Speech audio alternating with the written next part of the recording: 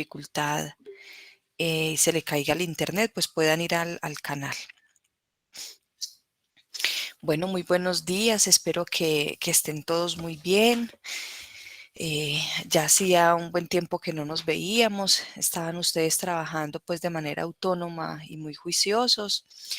Le mando un fuerte abrazo a Juliel Carmen, a Deinis, a Manuela, a Gustavo, a Natalia, Yesenia, Alejandra, María José, Kelly Joana, Daniela, Luisa Fernanda Ospina, Andrea Barrientos, William, Jonathan, Mabel, Rafa, Juliet, Eugenia, Alejandro e Isabela. Un fuerte abrazo, bienvenidos a este espacio.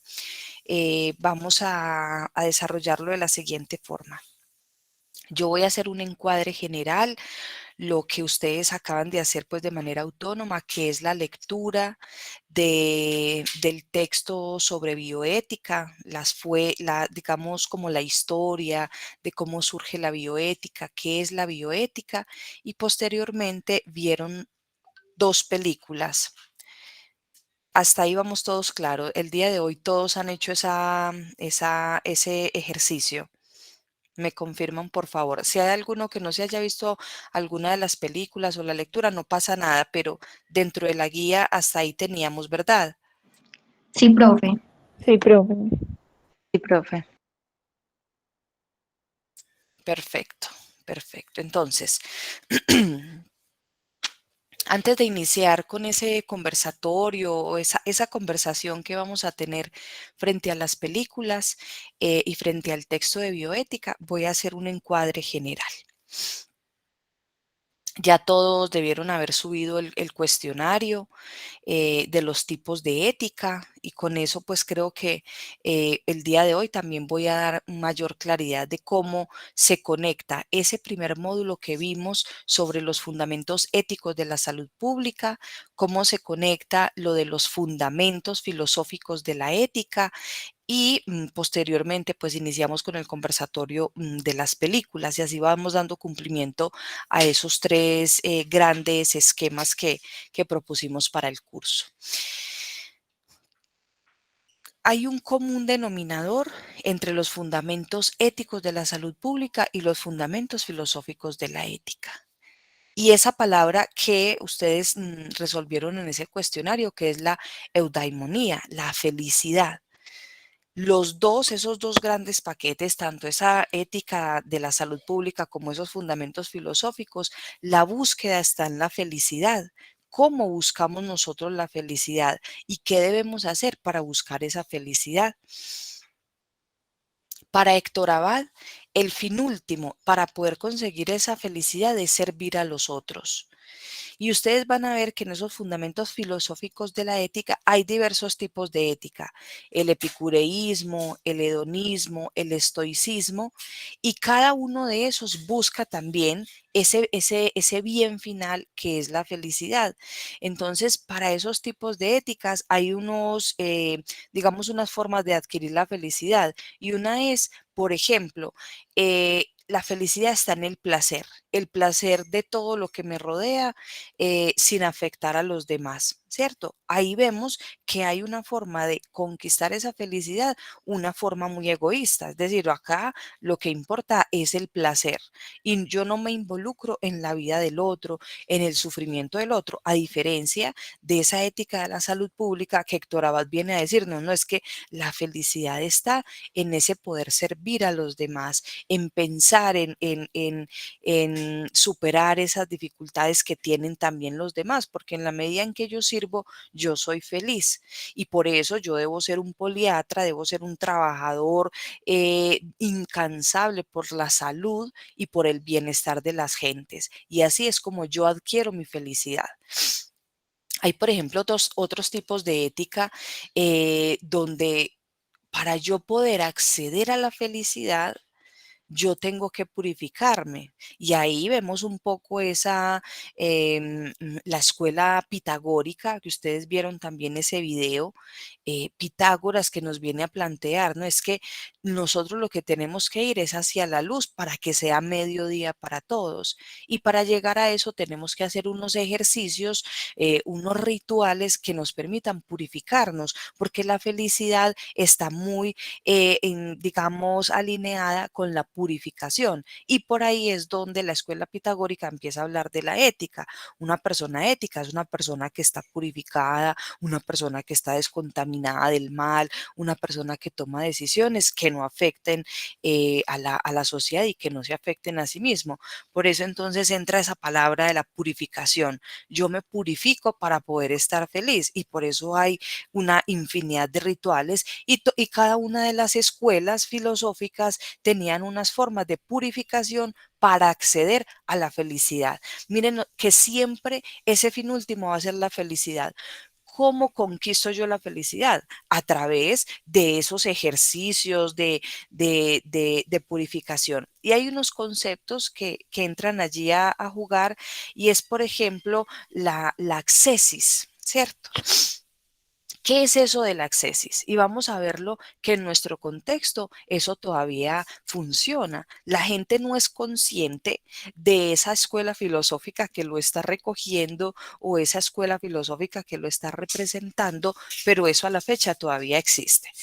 Hay escuelas filosóficas que dicen, yo cómo accedo a la felicidad, cómo conquisto la felicidad a través de la purificación. Yo purifico mi alma porque mi alma pues es la que me va a permitir tener esos principios de la felicidad. Entonces allí lo que se plantea es lo siguiente. Soy un pecador, soy una persona que comete muchos errores, ¿cierto? Y eso me está alejando de esa felicidad, de esa purificación. Y hay unas prácticas que se volvieron muy recurrentes antes del Concilio de Trento. El Concilio de Trento fue un concilio donde la Iglesia Católica se reunió y dijo, no, esto no lo podemos seguir haciendo porque esto va en contra del ser humano y eso a Dios no le gusta.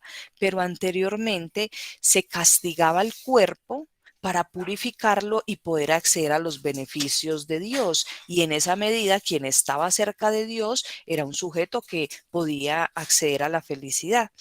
Entonces se veía mucho lo que se conoce como la ascesis. La ascesis es castigar el cuerpo para purificarlo. Entonces, las personas con el silicio, que los silicios eran como unos materiales de castigo físico, eran utilizados particularmente en comunidades religiosas. Estamos hablando 1983, 1982. Antes de eso, es decir, del 82 hacia abajo, en las comunidades religiosas, por ejemplo, las religiosas en sus piernas se ponían unos cilicios. Si alguna vez ustedes van a Cartagena y entran al Castillo de la Popa, allí en esas exposiciones de museo están todas esas formas de castigo del cuerpo que utilizaban los religiosos que estaban allí en la Popa. Entonces, ese silicio es, hagan de cuenta, unos alambres de púa que se amarraban alrededor de las piernas, se amarraban alrededor de las piernas y cuando las personas tenían un deseo que era mundano, que los alejaba de Dios, que los hacía sentir impuros y pecadores, apretaban las piernas y castigaban su cuerpo. Entonces no se permitían sentir eso que era de lo mundano, sino que castigaban el cuerpo.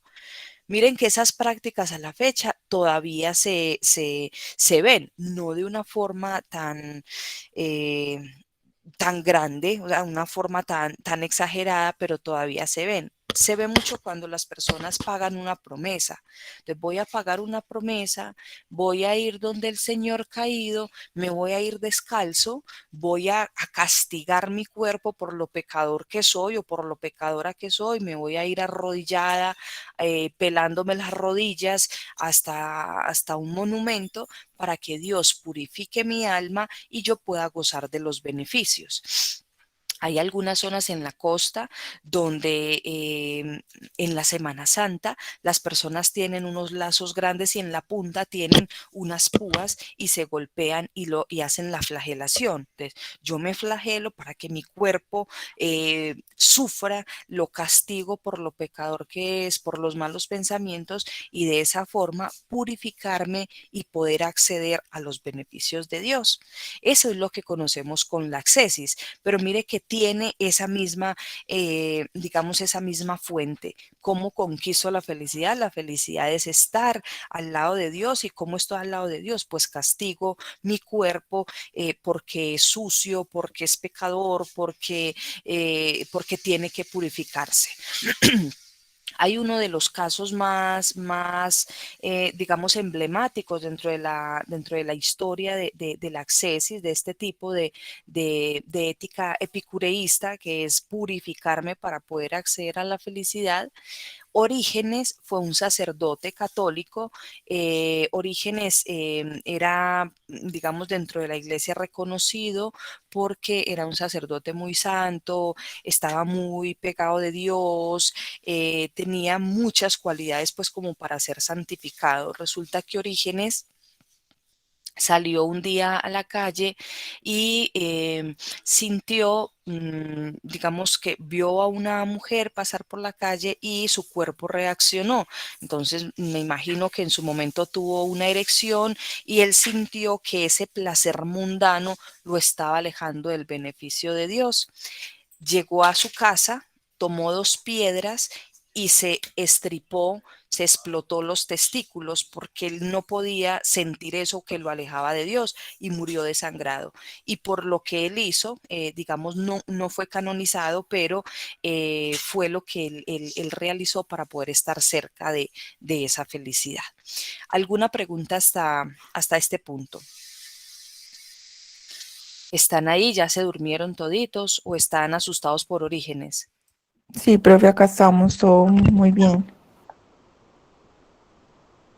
Muy bien. Entonces, dentro de esos tipos de ética, Pitágoras viene a decirnos, en la escuela pitagórica que ustedes vieron en ese video, hacían un montón de rituales, rituales de purificación, tener las sábanas blancas, no comían alubias, fueron los primeros vegetarianos porque ellos lo que necesitaban era purificar su cuerpo para poder acceder a la felicidad.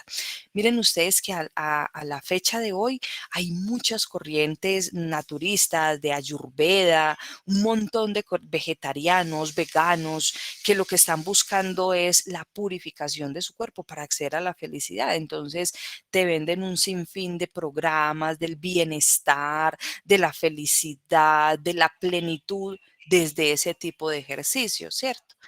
Héctor Abad, a diferencia de toda esta corriente filosófica, él planteaba una cosa muy sencilla y decía, podemos ser felices en la medida en que ayudamos a otros. Porque cuando usted se da a otro, usted puede ser feliz y ahí está la verdadera felicidad.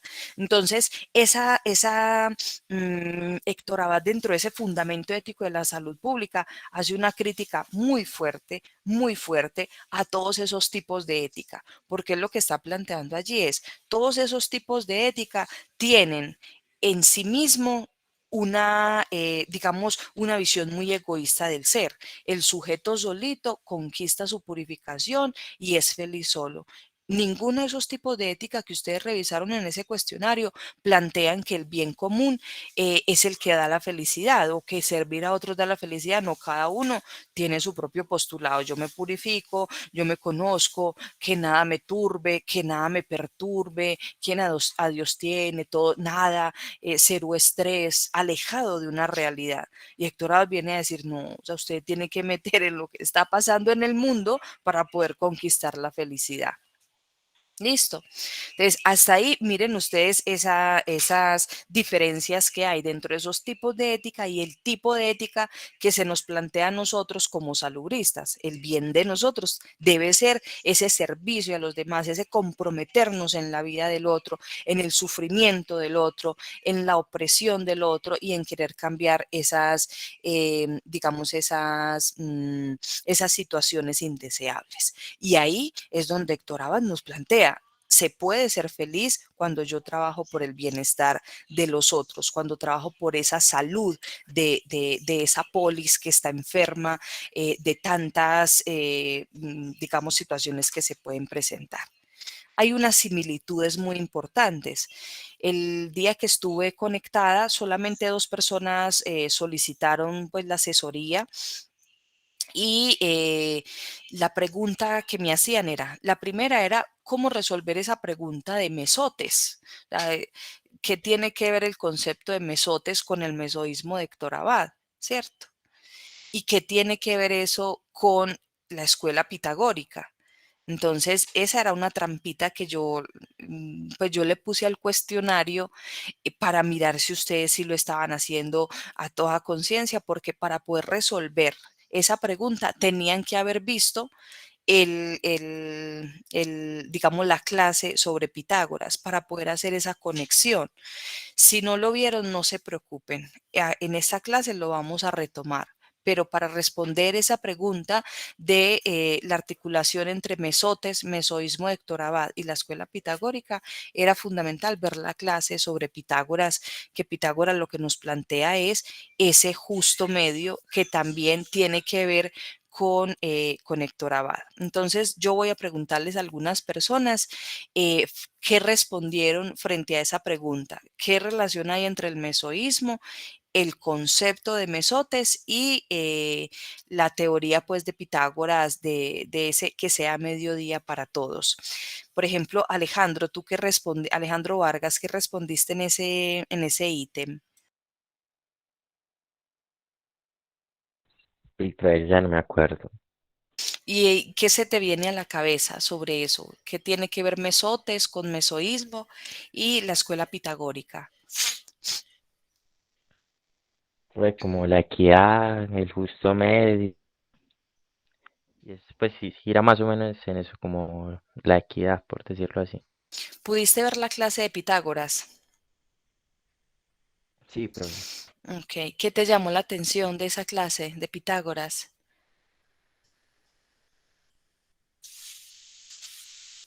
Pero no me acuerdo mucho, pero él también habla como del triángulo, y que los lados deberían pues ser como iguales y no debería haber como un lado desigual, algo así.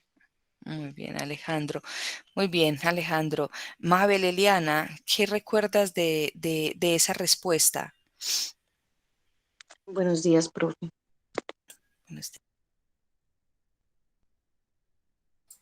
¿Cómo recuerdas el concepto de mesotes, mesoísmo y ese justo medio, ese triángulo equilátero que nos planteaba Pitágoras? ¿Cómo lo Bueno, relacionaste? sí. Según lo que recuerdo pues de la clase y el cuestionario que había completado, yo lo relacioné en la medida en que, según lo que planteaban sobre mesotes y mesoísmo, hablaban de que esta era como, por decirlo así, como una expresión que pretendía como describir ese punto que todo el mundo deseaba alcanzar, que era como algo deseado, como ese punto de la felicidad, por decirlo así, ¿cierto? Entonces, lo relacioné fue en la medida en que tanto para mesotes como para lo que planteaba Pitágoras, siempre se buscaba, era como esa armonía entre lo que la persona deseaba o el ser deseaba y lo que podía llegar a ser por sus propios medios. Y era esa armonía que el ser necesitaba en sí para poder darle un sentido y un significado a su vida y que ese significado a su vida estuviera rodeado de felicidad. Muy bien, Mabel y Alejandro, muchas gracias. Entonces, miren ustedes acá, eso como se encuentra de bonito lo que nos plantea Héctor Abad, lo que nos ha planteado las escuelas filosóficas sobre la ética y tiene que ver con ese justo medio, con ese medio y con ese justo medio y que a mí me gusta mucho cuando se ejemplifica en la metáfora que Pitágoras nos regaló donde él dice, ojalá sea mediodía para todos, porque a mediodía ya no hay sombra. Entonces, cuando él hace la metáfora de esa sombra, yo tengo el sol al frente y cuando estoy de frente al sol, la sombra está atrás. Cuando yo le doy la espalda al sol, tengo las sombras delante. Entonces, esas sombras son las que representa Pitágoras como esas bajas apetencias, esos placeres mundanos, eso todo que lo pagano, lo que no me genera tranquilidad. Esas sombras, todo lo que en términos cristianos llamar el pecado, en términos que no sean cristianos, eso que las bajas apetencias que hablaba Marx, todo eso que me está llevando simplemente a ese placer mundano, son esas sombras. Entonces estoy en una institución y me ofrecen dinero para comprarle la casita a mi mamá. Pues todas esas cosas son lo que son las sombras, todas esas trampas. Desde las cosas más complejas a las cosas más sencillas. Tengo que hacer fila para entrar a un banco y tengo la posibilidad de colarme para que me atiendan más rápido. Ahí están todas esas sombras, saltándome lo que está correcto, lo que socialmente se ha dicho que es lo correcto. Ahí están esas sombras siempre. Si yo estoy mirando al sol, mirando esa, digamos, la iluminación que se llama lo que es correcto, lo que me han dicho que es lo correcto, cómo se debe obrar. Si yo estoy mirando siempre a ese sol, mire que la sombra no se va, la sombra viene ahí detrás de mí, pero no me está condicionando en el andar. Pero si yo le doy la sombra a ese sol, miren ustedes el sol como una figura que sea para ustedes representativa, la mamá o el papá o un tío o un profesor, que ustedes digan, es que yo creo que esa mamá, ese tío mío, ese hermano es un ser ético, obra con rectitud, hace las cosas bien, sabe lo que hay que hacer, me ha dicho qué es lo bueno y qué es lo malo. Ese es ese sol, no es una cosa salida de la nada, sino es esa figura que yo considero que es un ser ético, esa persona que está obrando éticamente. Por ejemplo, para mí ese sol nunca sería el presidente de este país. Hombre, con toda esa manada de corrupción, eso no puede ser un sol. O sea, para mí, una persona ética en el país, por ejemplo, que ya no está con nosotros, Héctor Abad, el mismo Carlos Gaviria, que decían uno cómo debe trabajar por el bien de la sociedad, cómo debe hacer las cosas correctas. Esa luz que hay ahí que me está diciendo va a orientar mis pasos. Si yo le doy la espalda y me dejo llevar por esa sombra, pues yo voy a seguir cometiendo errores y voy a seguir siendo un ser antiético. ¿Qué nos dice Pitágoras? Cuando estamos debajo del sol, no tenemos sombra. Y ahí es cuando es mediodía, porque cuando está mediodía, el sol a las 12 en punto, el sol está sobre nosotros. Recuerden que para Pitágoras los números eran muy importantes. Él trabajaba con la numerología, él fue el que diseñó la carta astral y para él el número 12 era uno de los números, digamos, que permitía hacer muchísimos juegos a nivel de los si alguien, digamos, está interesado en eso, poder mirar los DECA, bueno, todos esos números que él planteaba, el 4 por el 2, el 2 por el ta, y él hace una teoría sobre el número. Entonces él planteaba, cuando es mediodía, que es a las 12 en punto, hay una recta, hay una recta y esa recta es no hay sombra. Y ahí es donde nosotros planteamos también, conectoraba esa relación, ese justo medio que va a permitir que el sujeto obre de manera ética. ¿Listo? Entonces, hasta ahí nosotros podemos encontrar ese conocimiento del maestro Héctor Abad frente a todas esas corrientes de filosofía, frente a esas escuelas y eso que él empieza a plantear desde la salud pública, que debe ser el deseo de la conquista de la felicidad de cada persona y es poder ser un poliatra que trabaje por el bienestar de los demás. Y la máxima de la aspiración deberá ser servir a otros. Obviando esas visiones egoístas de todos esos otros tipos de ética que lo que buscan es el bien personal. Ahí entonces cerramos fundamentos éticos, fundamentos filosóficos de la ética, entendimos qué es la ética profesional, por qué se busca la ética profesional, qué nos viene a decir la ética profesional. Y pasamos entonces al módulo de la bioética, en el cual ustedes hicieron una revisión de literatura, hicieron una lectura frente a lo que es la ética y vieron unas películas. Y de eso vamos a empezar a conversar. Espero que sea pues una conversación fluida, que no sea siempre hablando yo, sino que ustedes puedan hacer preguntas frente a las películas y empecemos a entrarnos en ese mundo de la bioética. Antes de iniciar en el campo de la bioética, a mí siempre me gusta plantear, el papel lo soporta todo. Es decir, llegar a la bioética ha costado muchísimos años. Empezamos a hablar de la bioética a través de los juicios de Nuremberg, que fue una vez se hizo el juzgamiento de los médicos que estuvieron trabajando en los campos de concentración nazi y estuvieron experimentando y ellos fueron juzgados en Nuremberg y a partir de ahí se empezó a decir, es que las personas tienen derecho a que sean respetados en su autonomía. Usted no puede obligar a nadie a que esté en un experimento. Usted no puede obligar a la gente, usted le tiene que informar a la gente. Y a partir de ahí empezamos a hablar de bioética. Y miren ustedes todo el tiempo que llevamos más de medio siglo hablando de la bioética. Y a día de hoy se sigue violentando el derecho de las personas en el campo de la investigación. Todavía se sigue pasando por encima de las personas, de su autonomía, de su dignidad, del respeto por la persona. Todavía seguimos pasando por encima en el campo de la investigación. A día de hoy, por ejemplo, hay muchos experimentos que no han tenido en cuenta los principios de la bioética y siguen violentando a las comunidades o a las personas que hacen parte de estos experimentos. Entonces, partamos de esto.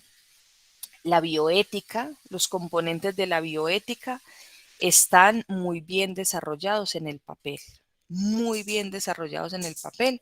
Y es un poco como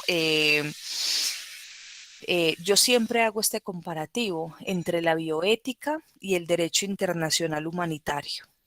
El derecho internacional humanitario es un derecho que se crea para humanizar la guerra. Oigan ustedes esto, el derecho internacional humanitario se crea para humanizar la guerra. Fue tan horrible lo que pasó en la guerra que dijeron, oiga, tenemos que ponerle reglas a la guerra.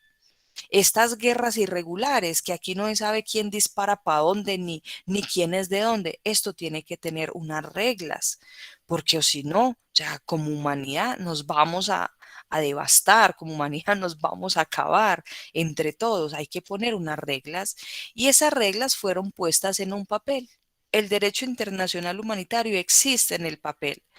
Ahorita voy a hablar un poquito de ese DIH, de ese Derecho Internacional Humanitario, para que miren ustedes que el papel soporta muchas cosas, pero de ahí a que eso se cumpla es muy complejo. Por eso es tan importante que en la bioética sepamos que eso está en el papel y existen comités de bioética, pero hay investigadores que pasan por encima de la bioética. Y una de las hipótesis que yo manejo es cuando un sujeto no es ético, es decir, cuando no ha pasado por todos esos componentes que nosotros hemos estudiado de la ética epicureísta, de la ética hedonista, de todos esos fundamentos de la ética, pero particularmente de los fundamentos éticos de la salud pública, el sujeto, pues la bioética va a ser un procedimiento más que va a someterlo a un comité, pero igual va a obrar de manera antiética en sus investigaciones. Necesitamos investigadores éticos que cumplan la bioética. No necesitamos investigadores que cumplan la bioética, porque cumplir la bioética ustedes van a ver que es muy fácil. La autonomía usted la hace presentando un consentimiento informado y eso no le garantiza que usted esté respetando la autonomía de la persona, pero ese es el procedimiento que nos han encomendado, presentar un consentimiento informado. Entonces necesitamos investigadores éticos que cumplan con la bioética. Y eso de lo ético es lo que hemos trabajado hasta la fecha. miren el derecho internacional humanitario. El derecho internacional humanitario fue creado para tenerle unas reglas a la guerra, humanizar la guerra. Cuando uno lee el DIH, uno dice, juepucha, como humanidad sí estamos muy mal. Y cuando uno lee la bioética, uno dice también. O sea, que a un investigador se le tenga que decir lo que tiene que hacer para no generar daño en las comunidades, estamos muy mal. O sea, pasamos por encima de todo principio. Por eso la insistencia. Cuando un sujeto es ético, actúa éticamente en todos los campos, en el de la investigación, en el de la docencia, en el de las relaciones personales, en la ética profesional. Pero bueno, como eso ya no se cumplió, entonces por eso hay ahora otros requerimientos, así como en el DIH. Cuando uno lee el DIH, uno queda muy asustado. Uno dice, o sea, ¿cómo es eso? Ustedes, por ejemplo, en el DIH van a encontrar una de las reglas, no mate con sevicia. Es decir, si usted tiene el objetivo identificado, dispárele a la cabeza. Miren eso, o sea, tan cruel, porque eso es, yo cuando estudié Derecho Internacional Humanitario, yo decía, ¿qué es esto a lo que hemos llegado como humanidad? Ya, dispárele a la cabeza, dele un tiro en la cabeza, pero no me ponga a torturarlo, no me ponga a darle disparos a vaciarle la metralleta o esa pistola o eso, a darle muchos tiros. Usted con un tiro ya lo tiene identificado el objetivo, ya está. Otra, utilice armas convencionales que estén reglamentadas por el derecho internacional humanitario. Es decir, que si usted tiene allá a su enemigo, usted tírele una granada que tenga una dirección, que esa granada o esa bomba o eso que usted le va a tirar caiga allá donde usted tiene el enemigo. No utilice armas no convencionales. Y miren ustedes, el DIH existe. El DIH existe y está en la regla y está. Y esa es una de las dificultades que tenemos ahorita en el proceso de paz. El DIH vino a decir, ahí sí tomó fuerza el DIH, dijo, no, un momentico, porque la guerrilla de las FARC cometió crímenes de lesa humanidad. ¿Qué son crímenes de lesa humanidad? Esos crímenes que no respetaron ese derecho internacional humanitario. Entonces resulta que en la Justicia Especial para la Paz, en el proceso de paz, unos guerrilleros pidieron la amnistía, es decir, como el perdón de todos los delitos para no ir a la cárcel. Entonces el DIH en todo ese proceso, el acuerdo de paz fue muy claro. Personas de la guerrilla que tengan crímenes de lesa humanidad no podrán gozar de esas garantías de amnistía. Entonces vamos a ver, por ejemplo, un crimen de lesa humanidad. El 2 de mayo del 2002, el 2 de mayo del 2002 en Bojayá, ya la Defensoría del Pueblo, universidades, personas que venían trabajando con la comunidad de Bojayá hicieron una alerta temprana. En esa alerta temprana dijeron, la comunidad de Bojayá está en un riesgo muy grande porque hay confrontación entre el ejército, los grupos paramilitares y la guerrilla de las FARC. Hicieron caso omiso en la gobernación de Antioquia en su momento y a nivel de la presidencia hicieron caso omiso de lo que estaba pasando allá, no mandaron veedores internacionales, no hicieron el protocolo que tenían que hacer para salvaguardar la vida de las personas. Resulta que un grupo de paramilitares estaba enfrentado con el ejército y con la guerrilla y había unas confrontaciones armadas terribles en la zona. Las FARC en su momento estaban, yo me imagino eso porque no quisiera imaginarlo en la realidad porque sería muy duro para mí, pero yo me lo imagino como un videojuego. Hay un grupo que está avanzando de tal manera que está haciendo el repliegue de los otros y les está disparando de la forma más indiscriminada. La guerrilla estaba ganando un poco esa contienda, estaba replegando a los grupos paramilitares. De los grupos paramilitares lo que hicieron fue salir huyendo de ese ataque armado que le estaban haciendo las FARC, y lo que hicieron fue ingresar a la comunidad de Bojayá y se metieron a las casas de las personas. Miren ahí, el DIH dice: no se puede usar a la población civil como escudo. De ahí los paramilitares incumplieron el derecho internacional humanitario, se metieron a la casa de los civiles y los tomaron como escudo. El derecho internacional humanitario dice: ustedes no pueden disparar cuando hay civiles en medio de la confrontación. ¿Qué va? La guerrilla, ¿cuál DIH ni cuál hijuemadres? La guerrilla arrancó a dispararle a los paramilitares, que tomaron como escudo humano a la gente y eran disparando. ¿Qué pasó? Que la gente se sintió con tanto miedo por lo que estaba pasando, que a lo único que acudieron fue a lo que les podía dar protección espiritual en ese momento. Mujeres y niños se fueron para la iglesia. Todos se fueron para la iglesia. La iglesia estaba llena, el padre estaba allí, estaban orando para que Dios les protegiera de todo lo que estaba pasando. Mientras tanto, los paramilitares disparaban desde las casas de la gente a la guerrilla, y la guerrilla seguía disparando. El derecho internacional humanitario dice: hay zonas de protección. Las iglesias, los hospitales, los lugares donde se congrega la población civil no puede ser atacado. Por eso la gente se fue toda hacia la iglesia, particularmente mujeres y niños. El derecho internacional humanitario dice: no usarán armas no convencionales que no tengan una dirección. La guerrilla cogió un tubo de PVC de esos grandotes, le puso metralla abajo y cogieron una pipeta de gas y prendieron eso que tenía abajo, y eso salió. ¡Fu! Esa pipeta salió porque no está dentro de las armas convencionales que exige el derecho internacional humanitario. Violentaron el derecho internacional humanitario y ¡bu! Salió esa pipeta volando, y preciso cayó en la iglesia donde estaba toda la gente congregada, y hubo 84 personas muertas. Niñas, niños, niñas, y en su mayoría mujeres. Miren, el derecho internacional humanitario, se mataron la cabeza escribiendo qué era el derecho internacional humanitario, y está escrito y dice muy claramente que no puede hacer usted. Y eso se violentó. Eso se violentó. Ahorita, entonces, en el proceso de paz, a los miembros de la guerrilla que estaban en ese frente, que hicieron ese ataque en Bojayá, ninguna amnistía, porque eso fue un crimen de lesa humanidad. Fue un crimen que no respetó el derecho internacional humanitario.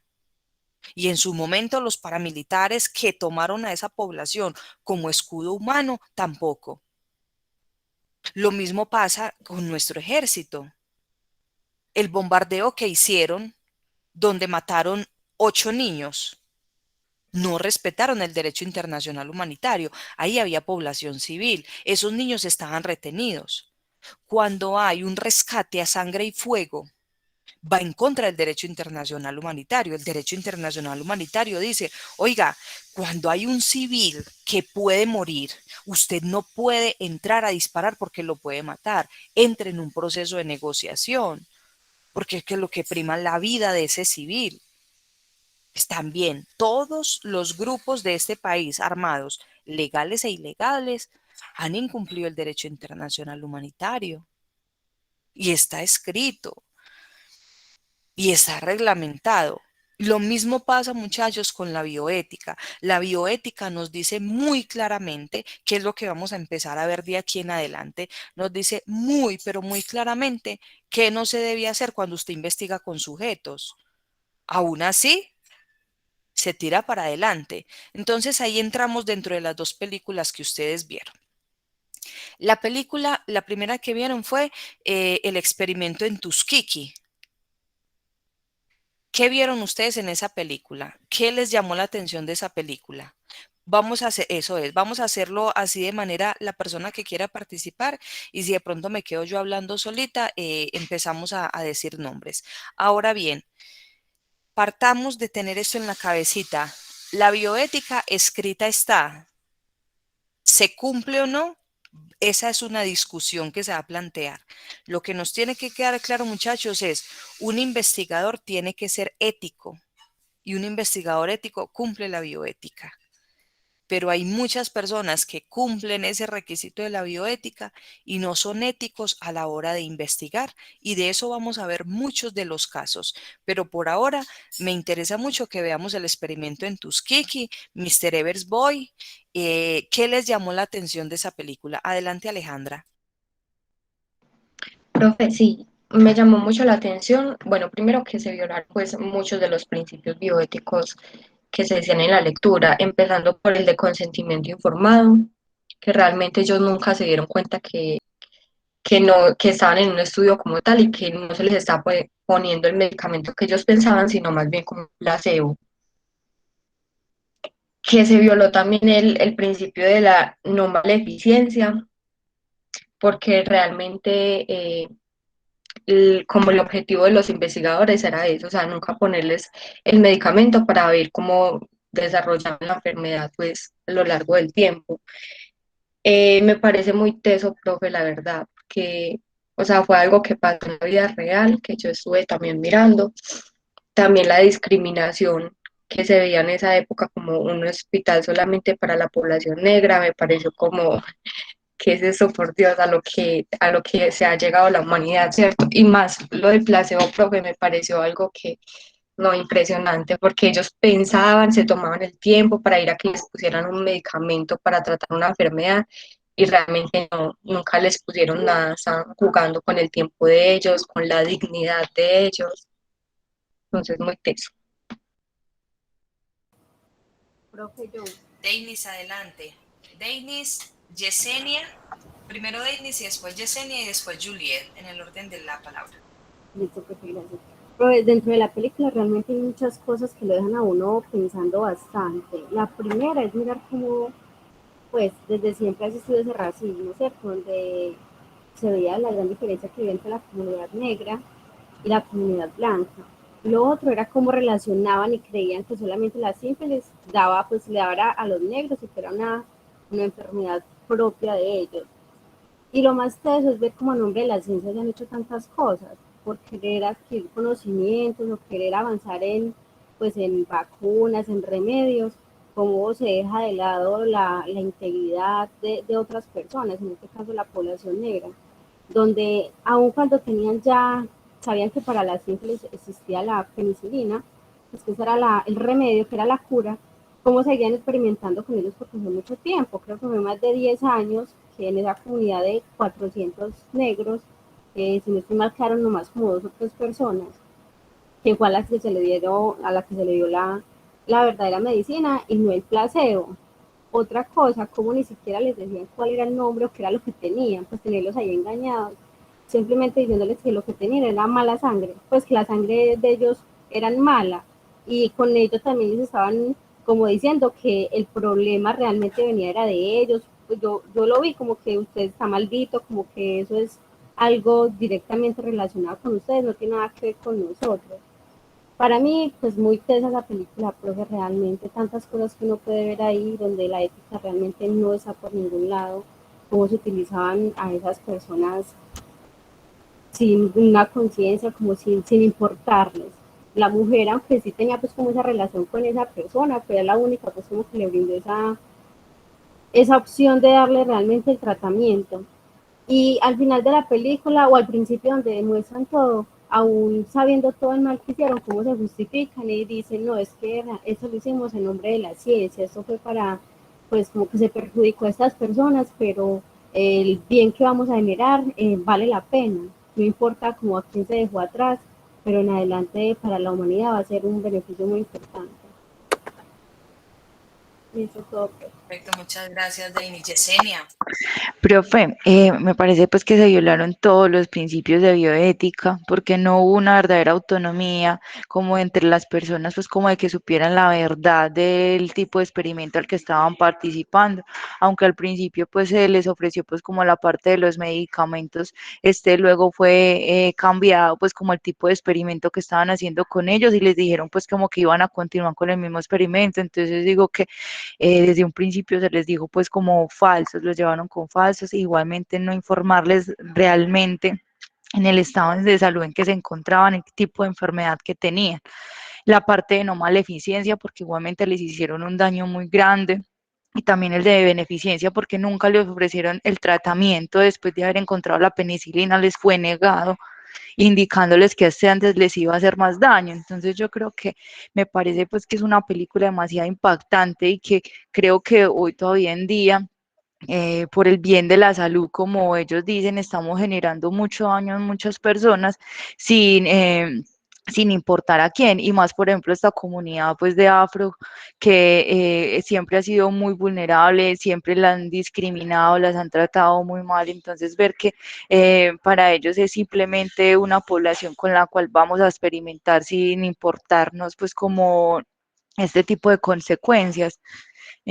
También la parte de la justicia, porque igualmente vemos que al final de la película no tuvieron pues como eh, una, una verdadera como sentencia contra estas personas que sabían que estaban haciéndole daño a este tipo de personas, nunca hicieron pues como nada como para evitarlo. Entonces yo digo que en nombre de la ciencia se han hecho muchas cosas, pero vemos que no, no hay una verdadera justicia real contra las personas que están haciendo daño a este tipo de personas. Perfecto, Yesenia, muchas gracias. ¿Alguien más? ¿Algo que le haya impactado esa película? Profe, Profe, pues pues Manuel y a luego mí me William. parece. a mí ¿Quién, profe? Dale, Vamos, Julia. Manuela, William y Ok, Joliet.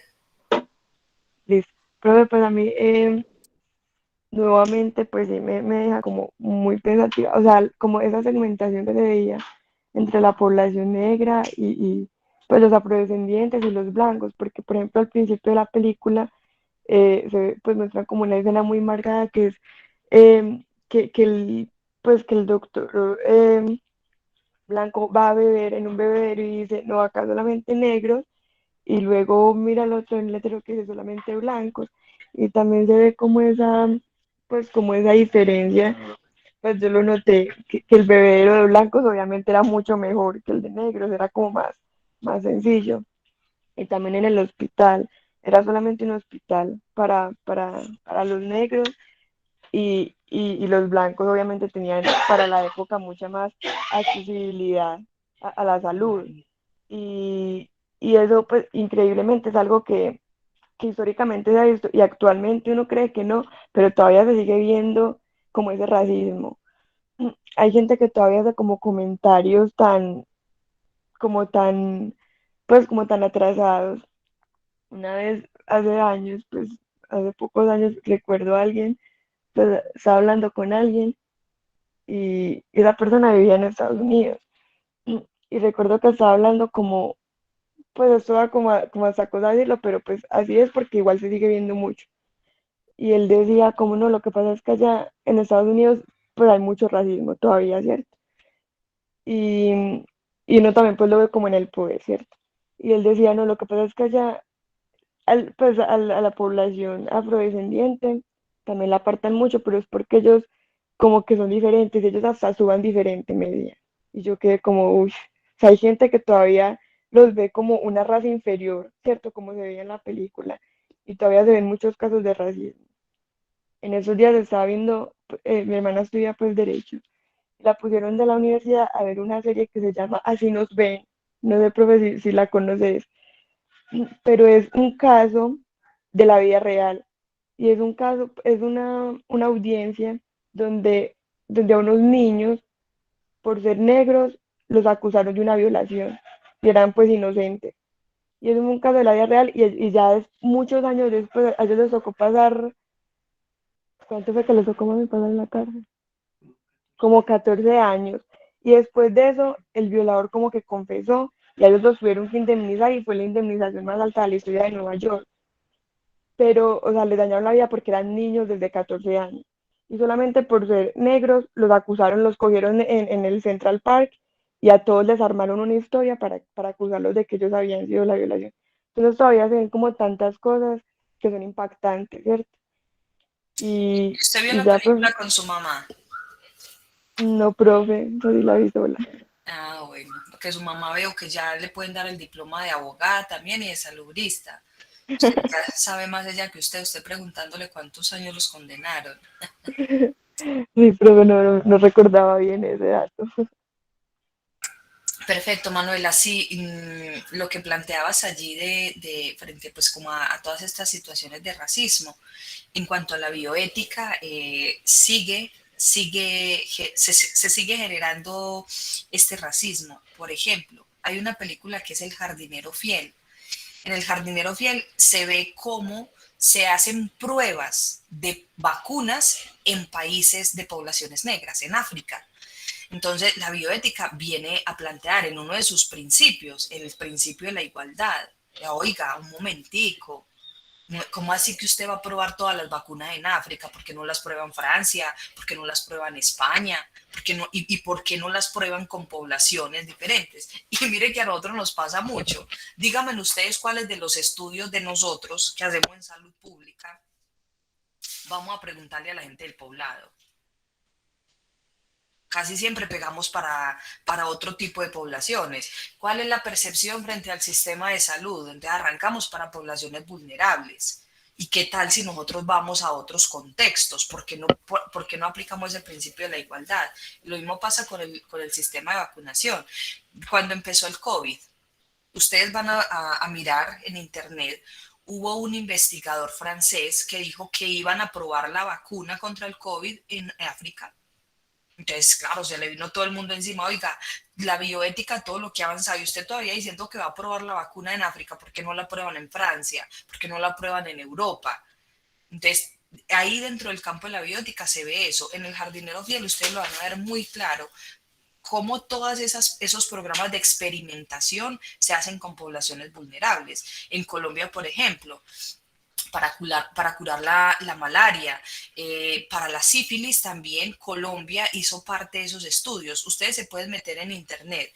Estudios para curar la sífilis en Colombia, en Guatemala, en poblaciones totalmente vulnerables. Entonces ahí la bioética es donde empieza a decir un momentico, usted tiene que aplicar el principio de la igualdad, usted tiene que tomar poblaciones de todas las, digamos, de todos los estratos, aunque el mundo no está estratificado como Colombia, pero de todos los niveles socioeconómicos. Tiene que tomar usted personas para la experimentación.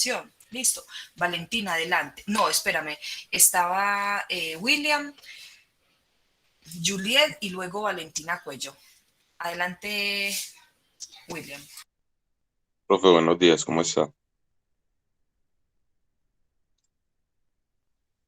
Profe, pues lo que a mí más me pareció como impactante de la película, pues aparte de todo lo que hablaron de la parte del racismo y de la falta, pues de todos los principios de bioética, pues como al final de la película ella salía con uno de los pacientes, ¿cierto?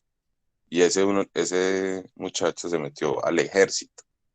Y en el ejército sí le pudieron dar la penicilina y sí se mejoró todo y todo eso. Entonces es como el trasfondo de la parte militar de los países, ¿cierto? Que la milicia de un país puede con todo, pues acaba con racismo, con todo y siempre va a haber presupuesto, siempre va a haber con qué, o sea, todo lo que tenga que ver con la parte militar siempre se va a poder. Entonces como ese pequeño dato ahí que, no, que muestra pues como la película de que el único que se pudo salvar fue el que se metió al ejército, porque en el ejército sí hay plata, sí hay recursos y siempre va a haber de todo. Y si usted sirve en el ejército, no importa si es negro o blanco. Entonces, pues como esa parte la quería como resaltar, profe. Muchas gracias, William, por resaltarla. Y tiene que ver con eso, el trasfondo más importante. O sea, se violentaron, claro que sí, todos los principios de la bioética, pero allí lo más importante, o sea, lo más destacable de ese experimento fue que encontrando la cura para la enfermedad que se estaba estudiando, a los sujetos de investigación se les negó la cura.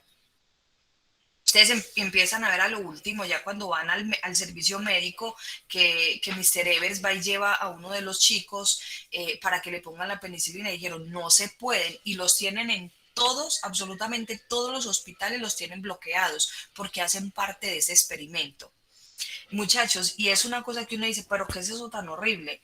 Pasan ahora. Cuando yo llegué a la facultad, una profesora me dijo, ay, profesora, me dijeron que usted trabaja con resiliencia. Yo quería pedirle un favor, no vaya a hacer ningún proyecto con esta institución educativa, porque es el control de un estudio que estoy haciendo. Y yo por dentro decía, y si hagamos de cuenta, si el modelo de resiliencia mío sirve para que esos muchachitos tengan otras perspectivas de vida y solucionen sus problemas a nivel de salud mental, y me gane un proyecto para allá, no puedo hacerlo porque es que es un control. Miren esa sutileza. Miren esa sutileza, lo que importa es el resultado de investigación. Lo que me importa es que la investigación salga adelante. El médico y Mr. Evers también asumieron esa posición. No es que lo que queremos confirmar, porque lo que querían confirmar con el estudio de Tuskegee era que, primero, empezaron con la investigación. Fueron dos partes de la investigación. La primera, que a veces en la película no queda tan claro, por la traducción. Cuando uno ve la original es mucho más claro, pero en la traducción no se ve tanto. Entonces, lo primero es, estos médicos dicen, vamos a confirmar que la sífilis no le da a los negros solamente porque dicen que es una raza inferior. Vamos a confirmar que los negros no somos una raza inferior y que la sífilis le da a todos por igual. Esa fue la primer, digamos, hipótesis que quisieron confirmar, además de dolorosa, que las poblaciones negras tengan que confirmar que no es una raza inferior. Entonces, el experimento inicia así, vamos a confirmar que no somos diferentes, que no somos una raza inferior, sino que la sífilis le da de igual manera a los negros y a los blancos. Ese dinero para esa investigación lo cerraron porque estaba gastando mucha plata y se dio por finalizada esa investigación. Y después dicen, bueno, vamos a hacer otra investigación. Resulta que en Alemania muchas personas murieron a causa de la sífilis. Entonces las investigaciones eran la sífilis, el proceso de enfermedad de la sífilis en pacientes no tratados. Es decir, que todos aquellos, ya Valentina te doy la palabra, mil disculpas, que todas aquellas personas que estaban en Alemania, que no fueron tratadas, ¿cuál fue el proceso que ellos vivieron para morir? Entonces dijeron, vamos a hacer ese experimento que ya se hizo en Alemania, pero en Alemania todavía no se había, a esa época no se había encontrado la penicilina, la cura para la sífilis. Entonces lo que dijeron fue, vamos a hacer ese mismo estudio, pero con este grupo poblacional de los chicos de Mr. Evers, de esta población negra. ¿Cómo es el proceso de salud y enfermedad de un paciente infectado con sífilis? Es decir, ¿qué hay desde su punto de infección hasta su muerte? La investigación tenía que tratar eso. ¿Qué pasa en un sujeto que, iniciando la sífilis, se muere? ¿Qué pasa en todo ese proceso? Y esa fue la segunda parte de esa investigación. Entonces ahí fue cuando Mr. Evers dijo que cómo así, que cómo no los iban a tratar, que entonces empezaron a darle el placebo, que era el mercurio, para que se hicieran unos exámenes. Los engañaron diciéndole que cuando le sacaban el líquido de acá de la parte de la médula, les decían que era que le estaban inyectando algo para que se les quitara la sangre mala, pero lo que estaban haciendo era tomando pruebas, es decir, engañaron a estas personas. Por otro lado, hubo una compensación económica. La bioética dice, usted no le puede pagar a los sujetos engañándolos, diciéndoles que eso va a ser una compensación. Luego vamos a ver un poco lo de los pagos, porque sí que se permite que haya un pago en los experimentos, pero eso tiene unas reglamentaciones. Entonces, ¿qué pasa? Que para poder confirmar la hipótesis que ellos tenían era, ¿qué pasa en una persona que contagia hasta que se muere? Para poder encontrar el hallazgo de investigación, pues tenían que morirse las personas. Y la diferencia fue que en Alemania todavía no habían encontrado la cura, pero acá en medio del experimento ya había encontrado la cura. Y entonces para poder cumplir con el estudio tenían que esperar que la gente muriera. Les dejaron morir la gente. La dejaron morir por ese fin último que era el de la investigación. Y miren ustedes que el experimento de Tuskegee arranca en 1930. 32. Yo después, yo para las fechas se me da muy mal. Después con 1900, ¿qué? 32. 32. En el 32 inicia y termina hasta el 70 y algo, 72, 73. Ya les digo, después les doy las fechas exactas. Miren todo ese tiempo. Y fueron muchas otras personas porque esos estudios también se hicieron en Guatemala, se hicieron en Colombia. A las personas les incubaron la enfermedad, a las personas las contagiaron de sífilis de manera intencionada para poder hacer esos estudios. Y todavía hay cosas que no se saben. Entonces, en el experimento de Tuskegee es esa particularidad. Pacientes que estaban en el estudio les fue negado la cura porque tenían que finalizar con esa hipótesis de la investigación. Listo, Valentina, adelante y después Jonathan. Profe, ya se me está yendo la paloma, pero bueno, lo que le quería comentar es que ya queriendo hacer como un replanteamiento en la actualidad, ¿cierto? O sea, si bien ahora mismo no se ve como tan demarcado el racismo, pero sí se ve demarcado como las desigualdades, ¿cierto? Entonces, como lo veíamos desde el semestre pasado y hablábamos de que Héctor Abad Gómez decía de que siempre, o sea, desde la concepción del ser humano se ven estas desigualdades, ¿cierto? En la forma en cómo de pronto la madre gestante se alimenta y todo. Y en este caso, o sea, de solamente ver que la persona de pronto venía de color, ya estaba como marcado de que era un ser inferior, ¿cierto? Y si lo vemos desde el enfoque también de la pandemia, o sea, de lo que estamos viviendo actualmente, sabemos de que ya hay muchas personas que, por ejemplo, tenían destinada su segunda dosis y ¿qué ha pasado? El gobierno arbitrariamente ha dicho, no, la segunda dosis se la van a poner en 3 meses. Entonces se apoyan en argumentos científicos, igual que como en la película, para lograr fines políticos, o sea, como que aparentemente quedar bien, pero al mismo tiempo, o sea, están violando con lo que dice la ciencia, o sea, con lo que de verdad nosotros necesitamos.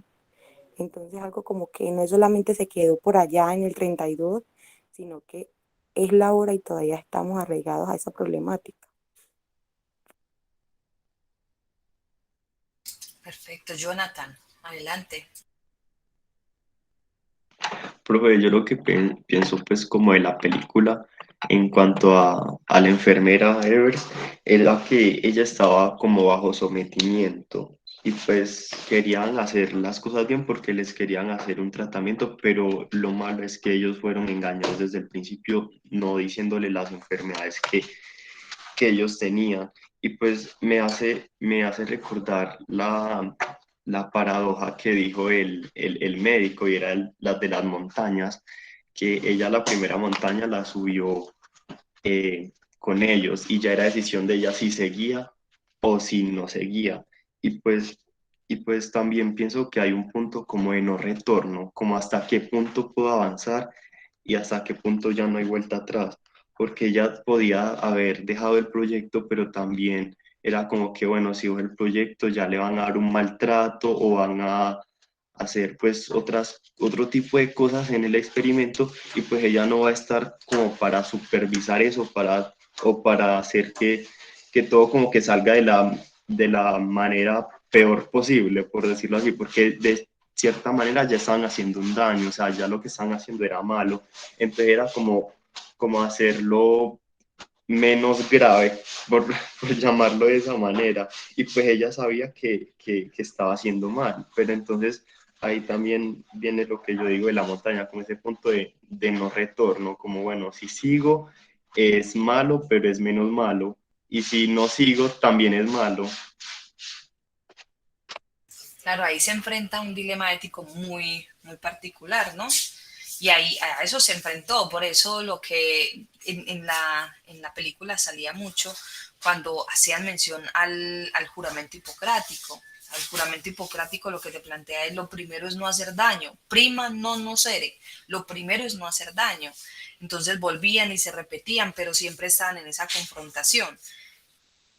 Y creo que dentro de la bioética se plantean esos dilemas éticos. Yo, por ejemplo, me planteé un dilema ético muy importante con una población con la que venía trabajando.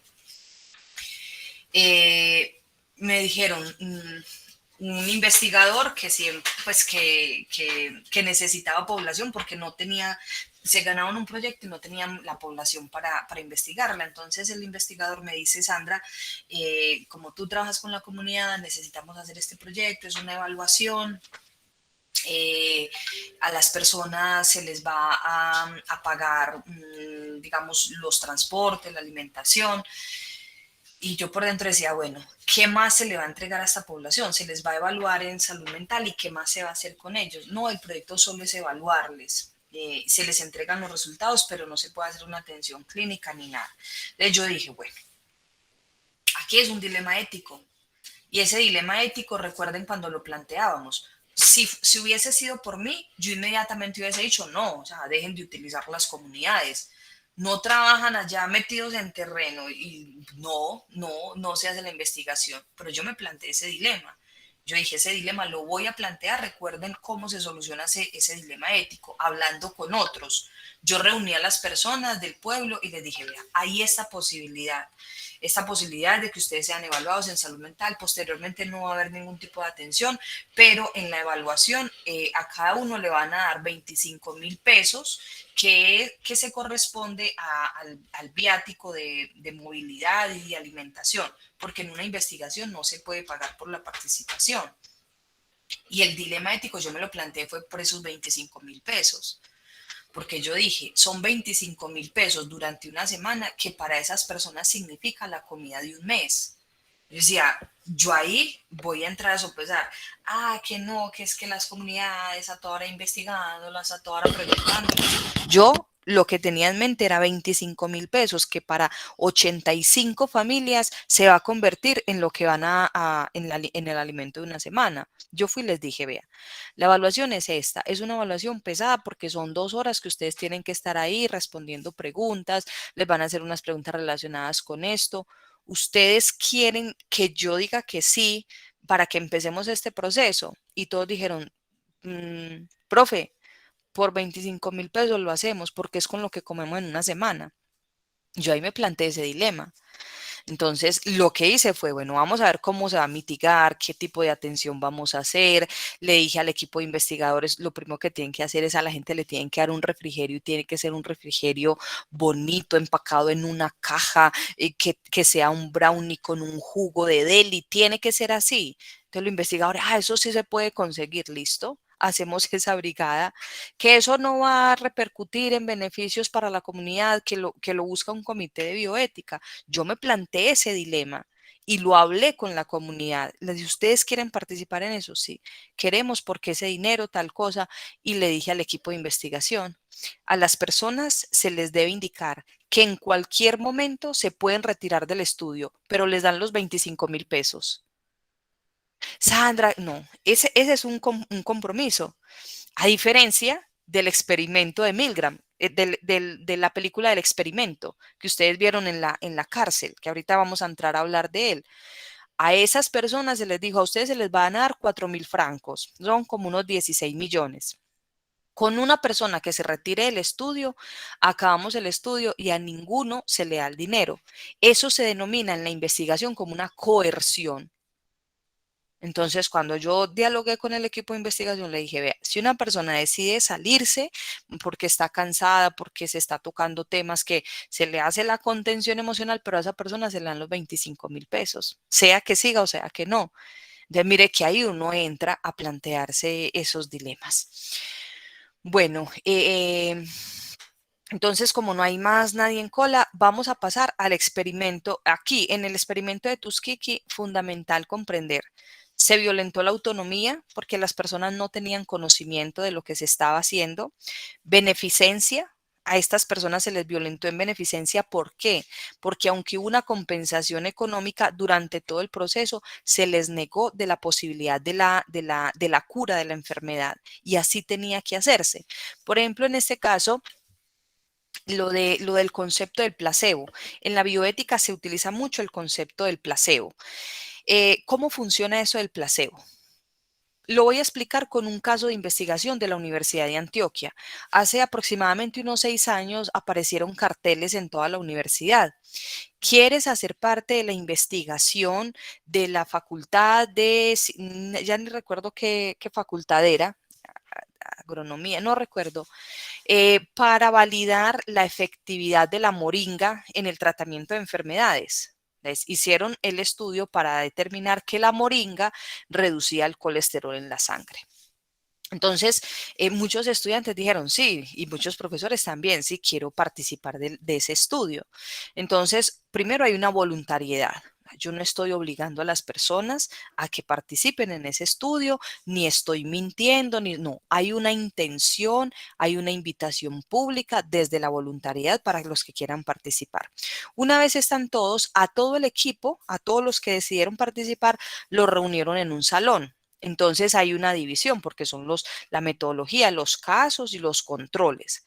A todos por igual se les tomó un examen de sangre para mirar cómo tenían el colesterol y a cada uno se le dio un color, el color blanco o el color rojo. Entonces cada uno pasaba, entonces acá están los blancos, acá están los rojos. Los participantes no saben quiénes van a ser los que van a tomar el medicamento y quiénes son los que van a tomar el placebo. Todos piensan que están tomándose el medicamento, entonces a todos les toman el examen de colesterol y entonces empiezan. A cada uno le entregaron el tratamiento que debían hacerse. A los controles, pues les daban algo que era parecido a la moringa, pero no era el producto final, sino que era un placebo. Ese placebo es con el mismo sabor o una cosa parecida, pero no es el medicamento que está en prueba. La gente no sabe qué es lo que se está tomando. Entonces, cuando estas personas entran a ser parte de ese estudio, se les dice, todos van a tener exámenes de colesterol. Si usted está dentro del grupo, si usted está dentro, permítame un momentico que esta llamada es urgente.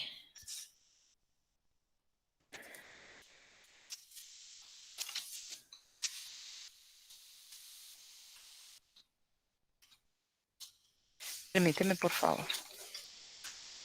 Permítanme. Conchita.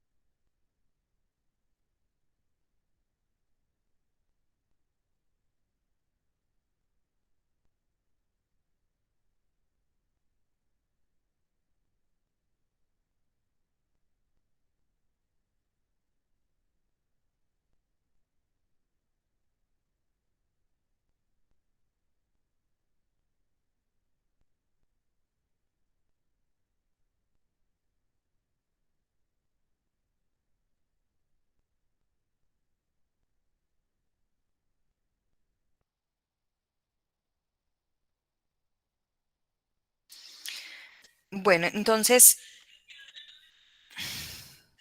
lo que salgan con ella por urgencias.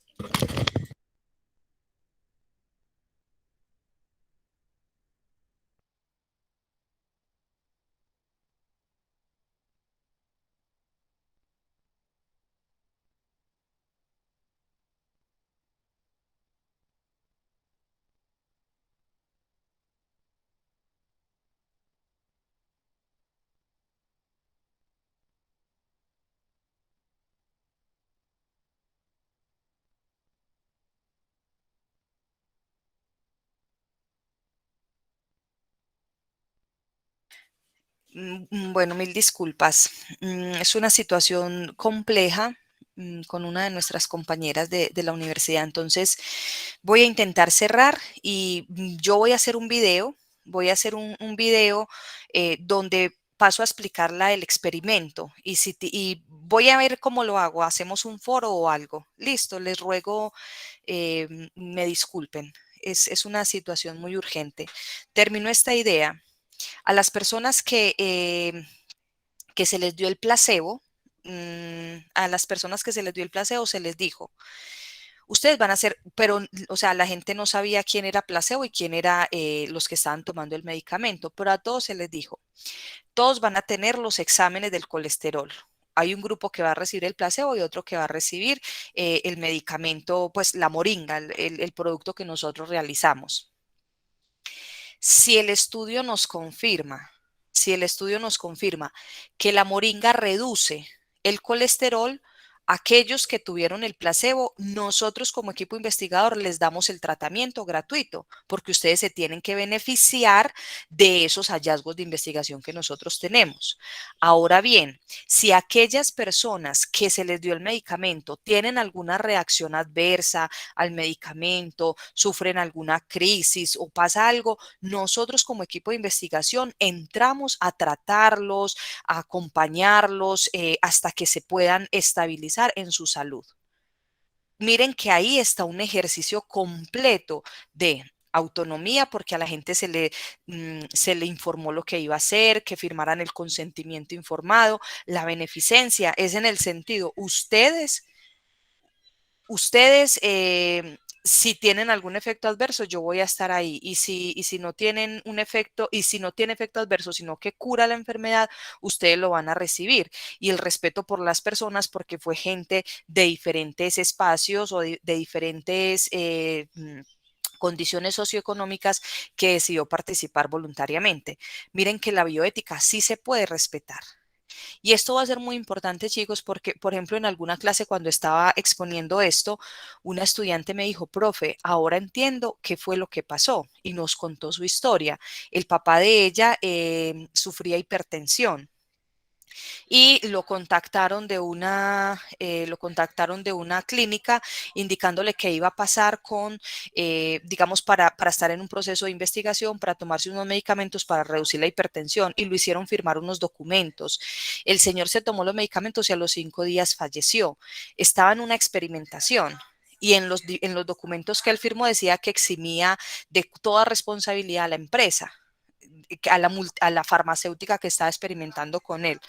Listo. Entonces, chicos, debo dar por finalizada la clase acá para atender la situación y voy a estar contactándome con ustedes con un video que les voy a realizar. Listo. Les ruego 1000 disculpas, por favor. Listo. Tranquila, Listo, profe. profe, Gracias. no hay Listo, problema. Tranquilo, Feliz profe, día muchas Feliz día, entonces. gracias. profe. Feliz día. Hasta luego. Hasta luego. hasta luego. Profe, Algo. gracias, hasta luego.